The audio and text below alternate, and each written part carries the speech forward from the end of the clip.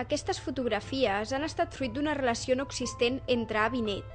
Díptics 2000 és com s'anomena l'exposició fotogràfica de Jaume Orpinell, que s'ha exposat a la sala petita de la nau Ivanov. Aquesta exposició es diu Díptics 2000 i tot això ve a partir que són dues imatges, són uns díptics que una part d'ells els va fer el meu avi, la imatge de l'esquerra, la va fer el meu avi, l'altra és la que jo vaig fer. I aleshores, al voltant dels anys 20 va ser quan ell va fer les fotos, a principis del segle passat, i les altres les vaig fer jo l'any 2000. Per això una mica el títol aquest de díptics, perquè són dues imatges que tenen una única lectura, que es veuen conjuntament, però s'han de llegir juntes amb una sola imatge, encara que en siguin dues.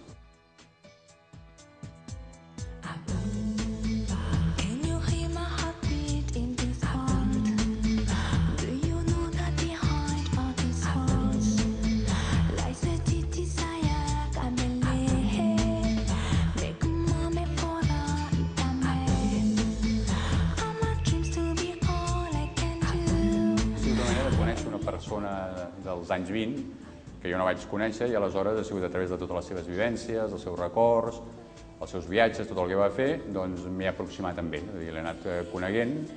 i aleshores jo el que he anat fent és relacionar els seus viatges amb els meus records, amb la meva família, els meus viatges, els meus estius